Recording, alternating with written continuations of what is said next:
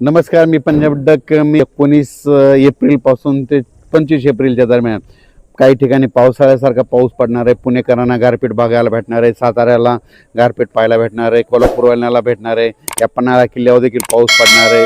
म्हणजे 22-23 तारखेला ह्या इथं सगळं पाणी साचलेलं दिसतं.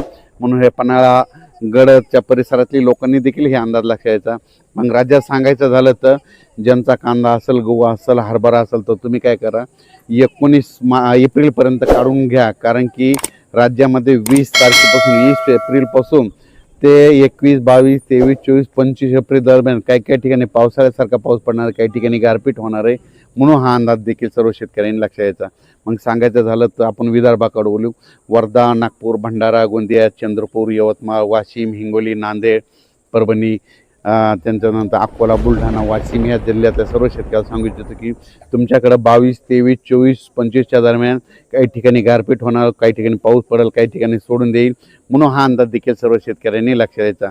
त्याच्यानंतर उत्तर महाराष्ट्रातल्या शेतकऱ्याला सांगू इच्छितो की उत्तर महाराष्ट्राकडे नंदुरबार जिल्हा झालं, धुळे जिल्हा झालं, जळगाव जिल्हा झालं, नाशिक जिल्हा झालं, अहिल्यानगर जिल्हा झालं, त्या सर्व शेतकऱ्याला सांगू इच्छितो की तुमच्याकडं 21, 22, 23, 24, 25च्या दरम्यान तुमच्याकडे काही ठिकाणी गारपीट होणार, काही ठिकाणी पाऊस पडेल, काही भाग सोडून देखील देईल.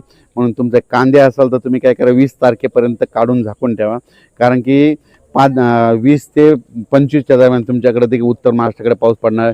तसेच मुंबई, पुणे, इगतपुरी, अहिल्यानगर, संगमनेर ह्या परिसरातल्या शेतकऱ्याला सांगू इच्छितो की पुणेकडल्या शेतकऱ्याला 2, बारामती, त्याच्यानंतर अहिल्यानगर, पाथर्डी ह्या परिसरातल्या शेतकऱ्याला सांगू इच्छितो की त्याच्यानंतर शिर्डी, कोपरगाव, राहता ह्या परिसरातल्या शेतकऱ्याला सांगू इच्छितो तुमच्याकडं 20 तारखेपर्यंत तुम्ही तुमचे कांदे असेल झाकून काढून ठेवा.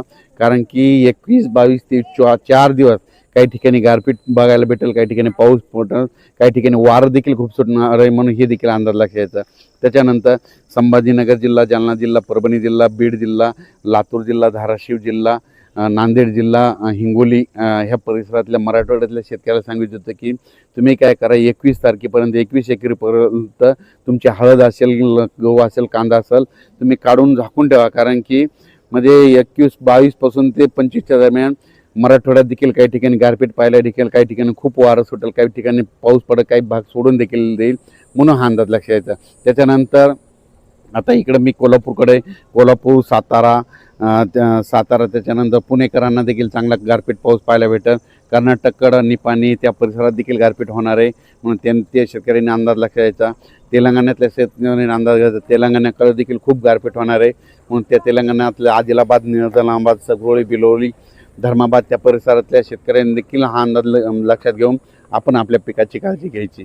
मला सांगू इच्छितो इकडं म्हणजे ह्या कोल्हापूर, साताऱ्याकडं 19 एप्रिलपासूनच म्हणजे पावसाला सुरुवात आहे. तर 19, 20, 21ला सातारा, पुणे, इकडं कोल्हापूर ह्या परिसरामध्ये पाऊस पडणार आहे. म्हणून शिरोळ भागातल्या शेतकऱ्यांनी, निपाणीच्या सर्व शेतकऱ्यांनी अंदाज लक्षात यायचा. सांगायचं झालं तर म्हणजे मागं जशी गारपीट पाऊस झाला होता तसंच हे परत एकदा त्याची कॉपी तयार होणार आहे. म्हणून शेतकऱ्यांनी आपण आपल्या कांद्याची काळजी घ्यावी. कारण की काही ठिकाणी खूप गारपीट होईल, काही ठिकाणी निरंकर राहील, काही ठिकाणी वारं देखील सुटणार आहे. म्हणून महाराष्ट्र, पूर्व विदर्भ, पश्चिम विदर्भ, दक्षिण महाराष्ट्र, उत्तर महाराष्ट्र, मराठवाड्यातल्या शेतकऱ्यांनी हा अंदाज लक्षात घ्यायचा. देखील प्रसार माध्यमातून काय झालं की अल निनो सक्रिय झाला आणि पाऊस यावर्षी कमी पडणार असं बरंच प्रसार माध्यमातून फिरत आहे. तर महाराष्ट्रातल्या सर्व शेतकऱ्याला सांगू इच्छितो की अल निनो वगैरे काही फरक पडणार नाही. आपल्या इकडं जे मान्सून येणार आहे तो दरवर्षी जून महिने मान्सून येतो. यावर्षी थोडाफार पाऊस कमी राहील, पण पिकं चांगली येणार आहेत आणि परतीचा पाऊस चांगला जोराचा पडणार आहे. म्हणून सर्व शेतकऱ्यांनी काही घाबरून जायची गरज नाही.